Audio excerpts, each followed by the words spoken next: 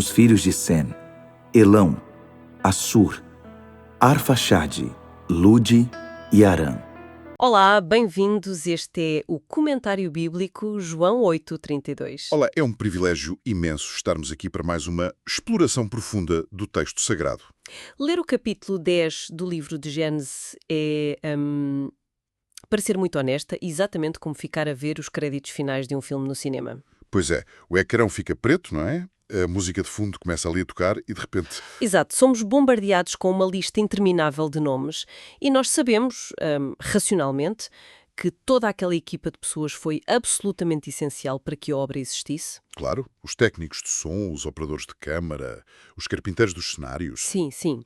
Mas a nossa tendência natural, seja numa aula da escola bíblica, seja na nossa leitura pessoal e silenciosa em casa, é simplesmente levantar da cadeira e ir embora. Nem mais, é a impaciência moderna no seu estado mais puro, quer dizer. É saltar essa parte e procurar a próxima grande narrativa, o próximo herói, a próxima cena de ação. E nós olhamos para uma genealogia e vemos apenas burocracia literária. Mas para quem nos ouve é vital perceber que para o autor antigo saltar esta lista seria o equivalente a ignorar os alicerces de uma casa, para olhar apenas para a pintura das paredes. Gosto dessa imagem. É começar a construir pelo telhado. Exatamente. O capítulo 10 de Gênesis é conhecido academicamente como a Tabela das Nações. No hebraico original, o termo é Toledoth Bene Noar, que nós traduzimos como as gerações dos filhos de Noé. Certo.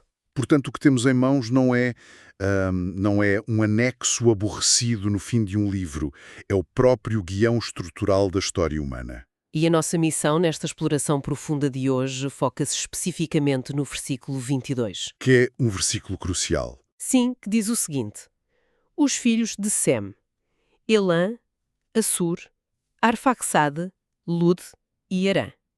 São 5 nomes. 5 supostos irmãos. Pois. Mas antes de avançarmos, eu preciso de fazer um bocadinho o papel do advogado do diabo aqui.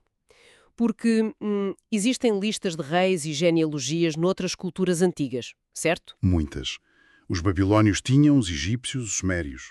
Então o que é que torna este documento bíblico tão singular ao ponto de merecer uma análise tão detalhada da nossa parte? Essa é a pergunta fundamental. Se formos ler os épicos da Babilónia, esses registros antigos, as origens dos povos são sempre explicadas através de mitos caóticos. Como assim mitos caóticos? Deuses que se mutilam uns aos outros, batalhas cósmicas, onde a humanidade nasce literalmente do sangue derramado numa guerra divina. Uau! Isso é um contraste gigante. E é brutal. As outras nações são sempre vistas nesses textos como criações de deuses rivais, essencialmente inimigas desde o momento zero. Desde a fundação, pois. Mas aqui, neste texto do Antigo Oriente Próximo, nós temos uma sobriedade impressionante. Não há monstros, não há guerras no céu. É um registro quase clínico? Exato. Há uma visão sistemática, organizada e muito abrangente que nos diz que toda a humanidade, por mais vasta e diferente que seja, tem a mesma origem. Mas repara, para percebermos o peso dessa ideia, através destes 5 nomes em particular, nós temos de olhar para a forma como o texto foi construído originalmente. Sem dúvida. Porque eu ouvi dizer que há nuances no hebraico que mudam completamente a imagem mental que fazemos quando lemos a expressão os filhos de Sem. Porque na nossa cabeça ocidental nós imaginamos... Literalmente 5 rapazes sentados à volta de uma fogueira, numa tenda. Exatamente isso. E eu suspeito que o texto original está a gritar algo muito mais vasto do que uma cena de campismo familiar. E está de facto. A frase começa com a expressão Bnei Sherm. A palavra Bnei é a raiz hebraica para filhos de. Mas na mentalidade antiga, ser filho de transcende a biologia direta. Ou seja, não é apenas ADN. Nada disso. Pensemos nisto como uma matriz. A expressão engloba a origem étnica, o território geográfico que essa descendência veio a conquistar e, em última análise, a própria nação que dali brotou. Portanto, quando o texto diz filho de, está na verdade a dizer a semente civilizacional de. Perfeito, é exatamente isso. Gosto muito dessa perspectiva. É como se estivéssemos a olhar para a estrutura de uma grande empresa internacional. Sem seria a empresa-mãe, a sede, e estes 5 nomes seriam as filiais? Filiais que com o tempo cresceram de uma forma astronómica. Sim, cresceram tanto que se tornaram impérios maiores do que a própria origem. Cada nome tem dentro de si o ADN de uma cultura, de uma fronteira e de um idioma.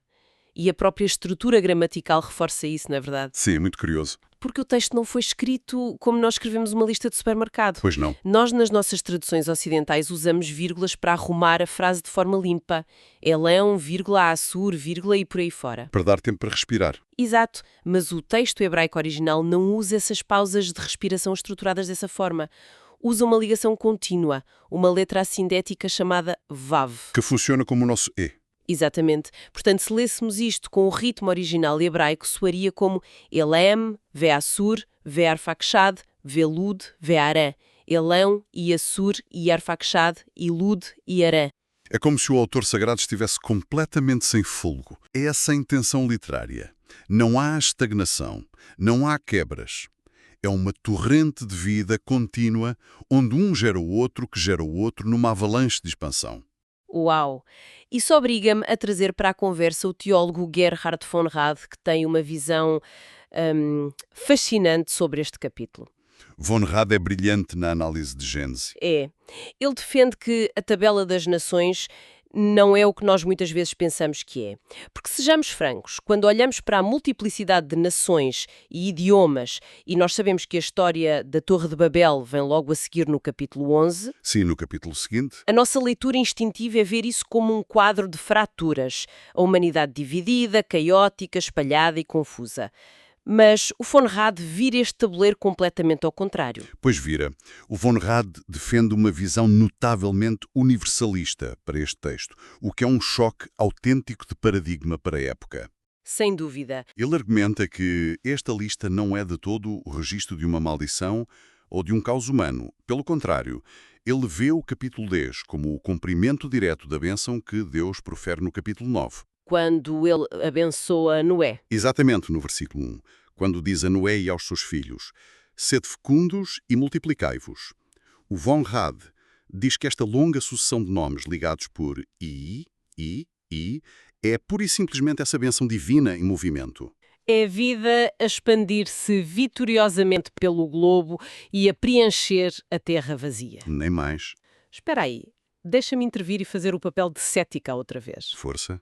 O Von Rad diz que isto é uma visão universalista e uma bênção de expansão, certo?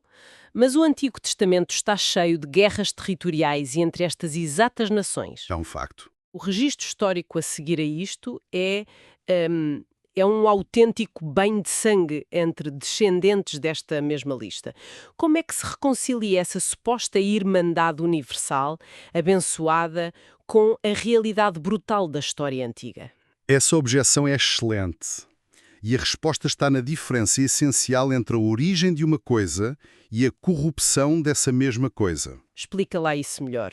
O autor do livro de Gênesis está a dar-nos o desígnio original. A tabela das nações estabelece que a multiplicidade não é um mal em si mesma. A diversidade de povos e geografias é uma vontade criativa de Deus. Ok. O facto de que séculos mais tarde esses povos usaram o seu poder, as suas fronteiras e as suas identidades para se massacrarem uns aos outros, isso já é o resultado da queda humana, do pecado e da fome de poder. Faz sentido. O texto de Gênesis 10 faz questão de registar a pureza da origem. Exato. Antes de serem inimigos, a digladiar-se por território, eles eram irmãos. Estavam todos sob o olhar do mesmo Criador. Ok, compreendido. A estrutura mostra a intenção original, independentemente do que a humanidade fez com ela a seguir. Bom, sabendo que esta lista é o mapa dessa expansão original, eu sugiro que possamos dissecar exatamente quem foram realmente estes 5 filhos. Parece-me o caminho ideal. Porque a ordem que eles ocupam e a história que carregam não formam uma simples cronologia aborrecida. É quase como se o autor nos mostrasse uma escalada de poder. E, incrivelmente, o poder físico-militar nem sequer é o que vence no fim desta lista. Pois não. Mas começamos com o primeiro nome da lista, Elão. O que representava Elão para quem lia isto na Antiguidade? Elão não era apenas um nome num pergaminho. Era o peso esmagador da história antiga personificada. Este filho é o ancestral direto dos Elamitas. povo do sudoeste do atual Irão, certo? Sim, a leste da Babilónia. E estamos a falar de uma das civilizações mais antigas e duradouras de todo o mundo. Para compreendermos a longevidade impressionante deste povo, basta lembrar a sua capital, A famosa cidade de Suzã. a majestosa cidade de Suzã. Ela manteve a sua importância ao longo de milénios. Aquela mesma Suzã foi, séculos e séculos mais tarde, a sede do Império Persa. Espera, estamos a falar do cenário físico para os grandes eventos narrados no livro de Éstar? Essa mesma. E também foi o local de várias visões proféticas no livro do Daniel. É fascinante pensar como o texto bíblico vai cozendo a sua própria narrativa. O nome que nós passamos à frente, numa leitura rápida do capítulo 10 de Gênesis, é, na verdade, a fundação que vai sustentar a sala do trono da rainha Éstar, milhares de anos depois. É uma tapaçaria perfeita. Mas vamos avançar do antigo reino de Ilão para o segundo filho, Assur. E, se formos honestos, é o nome que devia gelar o sangue a qualquer leitor original deste texto. Completamente.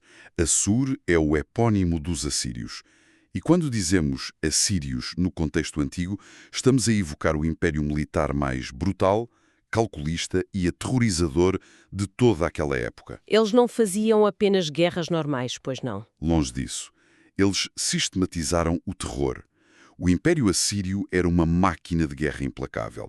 Foram eles que inventaram a deportação em massa de populações inteiras, simplesmente para destruir identidades nacionais pela raiz. E construíram a Grande Nínive, se não estou em erro. Exatamente. Nínive, o símbolo máximo da arrogância e do poder imperial.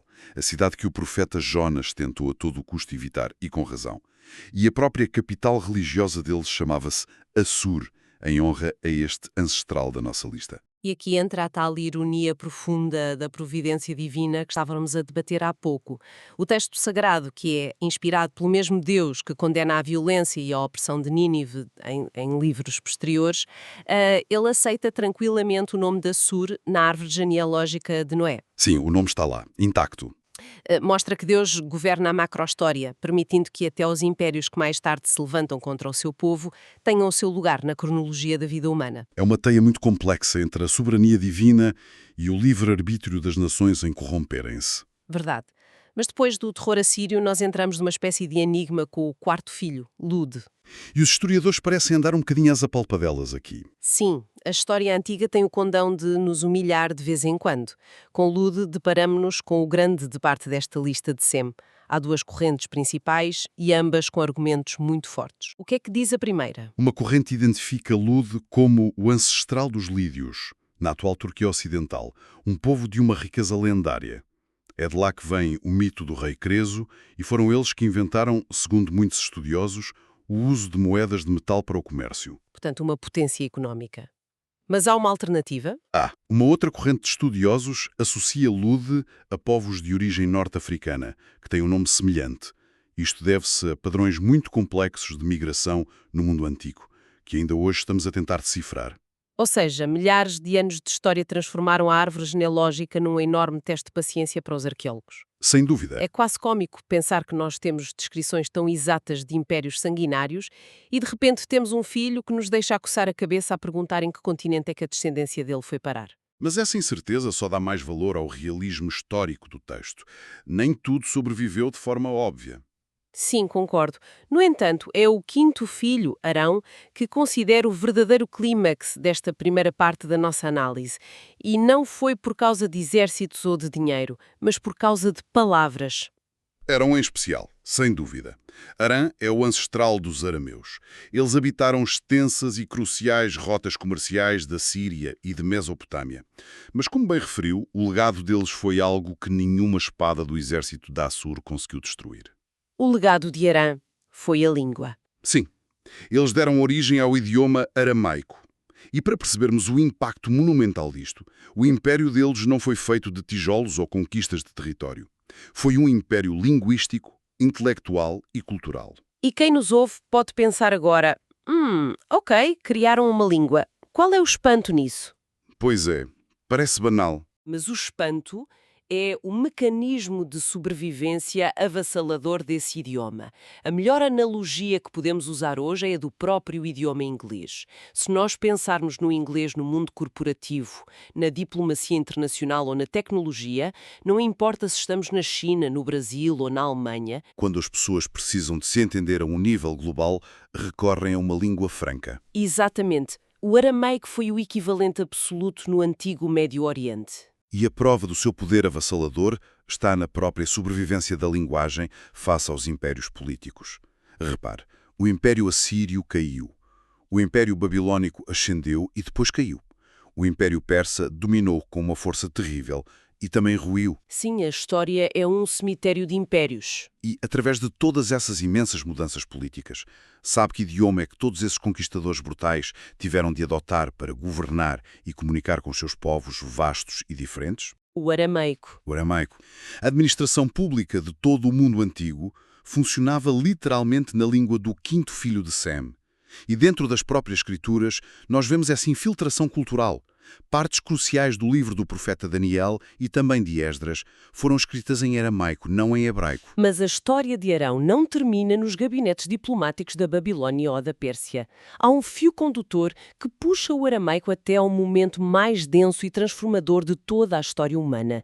E eu confesso que me emociono sempre que reflito nesta ligação. É um facto maravilhoso. Porque essa língua continuou viva, século após século, chegou até à Galileia no século I e tornou-se a língua materna, o idioma cotidiano do próprio Jesus de Nazaré. Sim, o idioma das ruas. Quando ele ensinava às multidões nas colinas ou quando falava com os seus discípulos ali à volta da fogueira, a cadência e o vocabulário vinham diretamente da descendência deste Arã, o quinto filho de Sem. É um pensamento que exige reverência, de facto.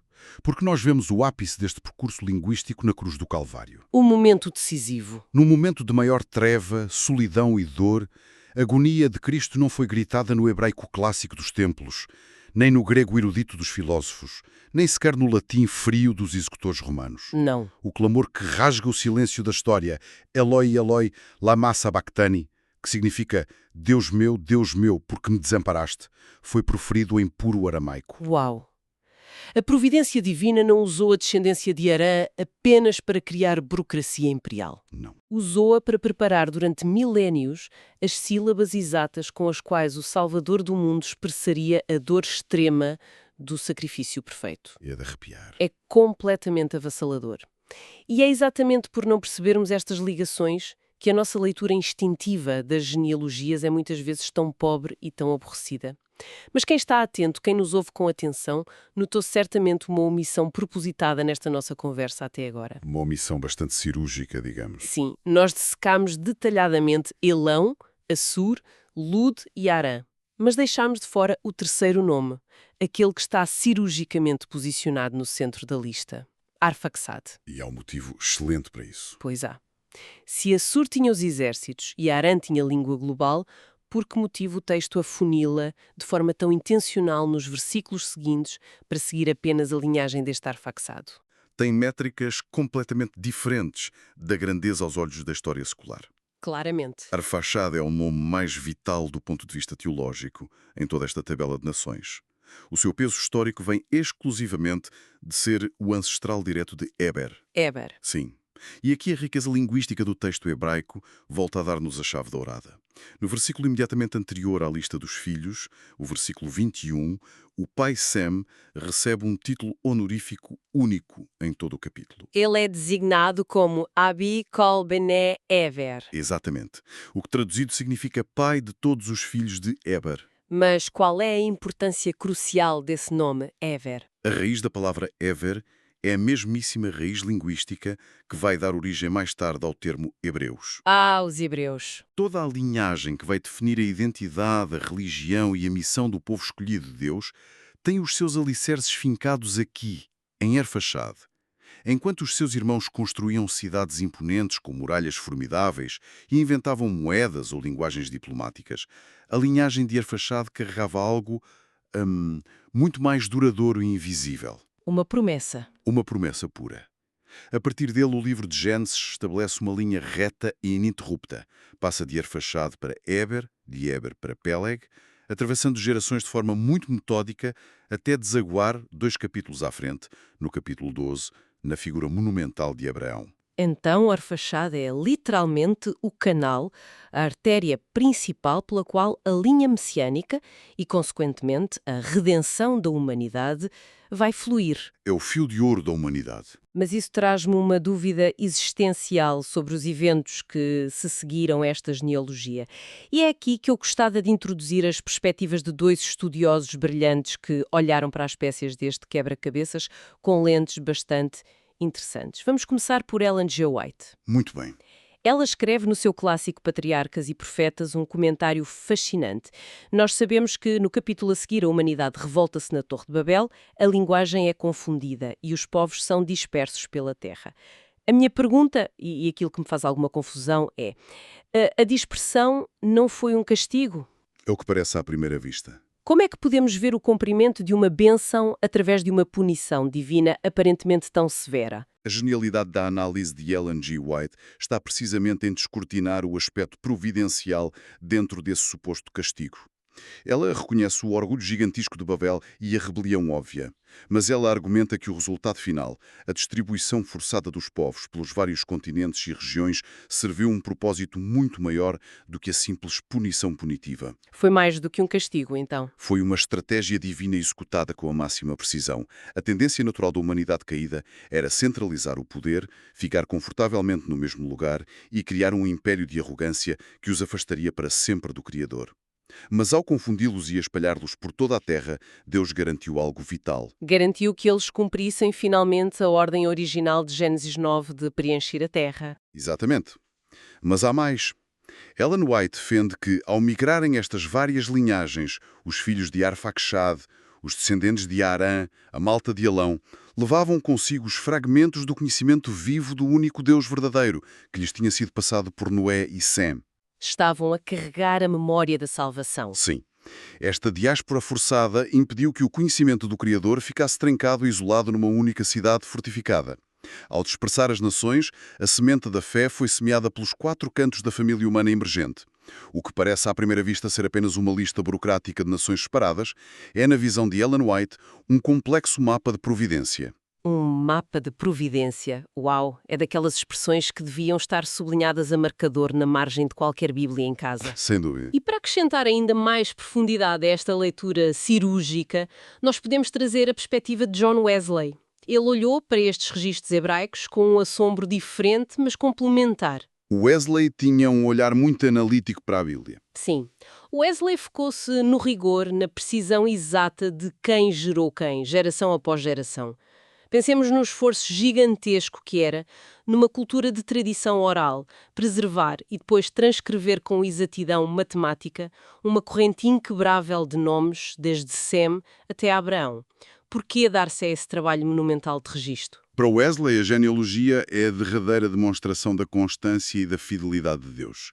Há intervalos nestas listas bíblicas que representam séculos e séculos de silêncio histórico. É o que Wesley repara com astúcia. Aqueles saltos no tempo. Sim. Nós lemos o texto em casa e num par de segundos avançamos 300 ou 400 anos na história. Nesses espaços em branco do texto onde nada de espetacular parece acontecer, onde não há grandes feitos heróicos narrados em epopeias, a tendência instintiva é pensar que Deus está ausente ou inativo. Que ela abandonou o projeto. Exato. E, no entanto, o simples facto de o registro existir prova precisamente o contrário. Prova que, nesses silêncios ensurdecedores da história da humanidade, um pai sentou-se pacientemente com o seu filho e ensinou-lhe as promessas de Deus. E esse filho cresceu e ensinou o seu neto. E o neto ensinou o bisneto. Wesley diz que estas genealogias são um monumento gigante à fiabilidade de Deus. Mesmo quando a história estrondosa dos grandes impérios colapsa, a promessa divina sobrevive intacta na obscuridade das famílias comuns. Impressionante. Os exércitos de Assur marcharam, aterrorizaram o mundo e desapareceram no pó. As muralhas imponentes da Babilónia caíram, mas a linha de Arfaxade, frágil e discreta perante o mundo, manteve-se inquebrável até à chegada de Hebrão. Esse contraste é a reflexão teológica mais poderosa que podemos extrair de um texto que parecia francamente tão árido no início da nossa análise de hoje. É uma mudança de perspectiva radical. O autor sagrado listou nações gigantescas e aterradoras, povos com exércitos implacáveis, mas teve o cuidado absoluto de reduzir toda essa magnitude à sua origem mais básica. Nenhuma destas potências surgiu do ventre de deuses míticos armados com escudos de ouro. Foram todas filhas de um mesmo homem, de um sobrevivente frágil de um dilúvio chamado Sem. E isso obriga-nos a confrontar o nosso próprio conceito de grandeza. Sim, porque, repara, antes de existirem carruagens de guerra, antes de existirem moedas e capital especulativo, antes de existirem palácios deslumbrantes como o de Suzã, o que é que havia? Havia apenas uma família, em origens incrivelmente humildes, Tudo o que o ser humano consegue construir em escala monumental tem na sua raiz uma origem de grande fragilidade, mas simultaneamente carrega uma fagulha de origem divina, porque tudo começou com uma bênção proferida pelo Criador. exatamente. A bênção multiplicou-se. E é maravilhoso constatar que a bênção fluiu no meio do caos, de Sem até Arfaxade, passando por Éber, até chegar a Abraão e, através de Cristo, alcançar-nos a nós, que estamos aqui a falar, milhares de anos depois. É uma maratona geracional. Cada um dos 5 nomes, no versículo 22 de Gênesis 10, sobreviveu aos milénios de forma intacta porque, independentemente das falhas trágicas ou das conquistas dos seus descendentes, eles eram as peças essenciais de uma história colossal. Eram os pilares. Foram os canais pelos quais a providência divina viajou na história humana. Não foram apenas sobreviventes sortudos de uma era antiga, foram os arquitetos involuntários do palco onde a redenção humana se iria finalmente desenrolar. E isso leva-nos inevitavelmente a uma reflexão final e incrivelmente prática para o dia-a-dia de quem nos escuta. E é uma aplicação exigente. Chega a ser provocadora, na verdade. Porque se cada um daqueles 5 homens, de forma consciente ou totalmente inconsciente, carregava em si o ADN de uma história muito maior do que os anos que efetivamente viveu nesta Terra, Nós também precisamos questionar a nossa própria trajetória, não é? precisamente, a grande meditação que queremos deixar aos para quem nos escuta é esta. Que história maior do que nós mesmos está neste exato momento a ser escrita na nossa própria linhagem? É a pergunta de €1.000.000. Se olharmos para o impacto profundo das nossas ações diárias, para o tom das nossas conversas no local de trabalho, para a integridade firme nas nossas amizades e para os valores morais e espirituais que ensinamos de forma intencional aos nossos filhos ou àqueles que nós influenciamos, O que é que estamos a semear, na verdade? o que é que estamos a transmitir que chegará muito mais longe, mas muito mais longe, do que o nosso próprio tempo de vida nesta Terra vai alcançar? É um desafio de imensa responsabilidade, sem dúvida, mas também de uma beleza extraordinária. É o chamamento a vivermos todos os dias com a consciência clara de que nós não somos notas de rodapé isoladas no mundo. Não somos peças avulsas. Somos, sim, elos de uma corrente de fé e conhecimento que tem o dever de fluir para a próxima geração. Um desafio que dá um significado novo, fresco e muito mais profundo a cada manhã que acordamos. É um privilégio gigante podermos dissecar estas palavras sagradas e descobrir em conjunto que textos antigos, afinal, pulsam com uma vitalidade impressionante para o nosso presente. O texto bíblico é inesgotável. Chegamos assim ao final desta nossa exploração. Um profundo agradecimento a todos que mergulharam conosco neste longo capítulo 10 de Gênesis. Que as escolhas diárias que desenham a vossa própria linhagem sejam sempre o eco intencional daquela mesma bênção divina. Até à nossa próxima análise bíblica.